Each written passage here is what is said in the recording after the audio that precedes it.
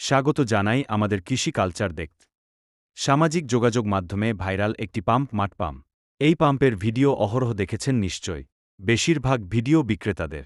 তারা তাদের পণ্যের গুণগান গেয়েছেন ভিডিওতে। কিন্তু ব্যবহারকারীদের ভিডিও অনলাইনে তেমন একটা নেই।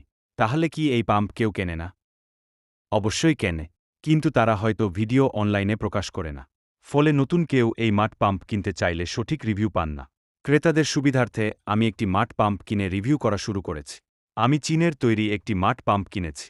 পাম্পটি এলসিয়াম এক্সিমের তৈরি। এটা 200 ওয়াটের ডিসি পাম্প, 12 ভোল্টে চলে।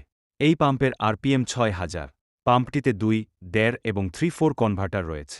অর্থাৎ আউটপুটে 3 ধরনের কনভার্টার লাগিয়ে বিভিন্ন গতিতে পানি তোলা যায়। পাম্পটি ঢাকা থেকে কিনে গ্রামে নিয়ে যায়। প্রথম দিন 12 ভোল্ট 8.5 অ্যাম্পিয়ারের ব্যাটারি দিয়ে চালায়। 10-15 মিনিট চল। এরপর পানির গতি কমতে থাকে। তখন পাম্পটি অফ করি, কেননা লো ভোল্টেজে পাম্প চালালে নষ্ট হতে পারে। পরের দিন ব্যাটারির সঙ্গে 2টি সোলার প্যানেল যুক্ত করি। একটি 40 ওয়াটের, অন্যটি 20 ওয়াটের প্যানেল। তখন পাম্পটির ব্যাকআপ আরও বেড়ে যায়। প্রায় 20 মিনিট চলে, কিন্তু এরপর পানির গতি কমে গেলে অফ করে রাখি। আমি এই পাম্প থেকে পানি সরবরাহের জন্য 1.5 ইঞ্চির ক্যানভাস হোস পাইপ ব্যবহার করি। আমার পাইপ ছিল 100 ফিটের। পুরো পাইপ ভরেই পানি উঠছিল। মাঠ পাম্পের পানির গতি দেখে আমি খুশি। এখন কতদিন চলে সেটাই দেখার বিষয়। মাঠ পাম্পটি চালানোর জন্য আমি শিগগিরই 100 ওয়াটের সোলার প্যানেল কিনব। পাশাপাশি ব্যাটারি ব্যাকআপও বাড়াব। বিভিন্ন ধরনের পাইপ দিয়ে পরীক্ষা করব।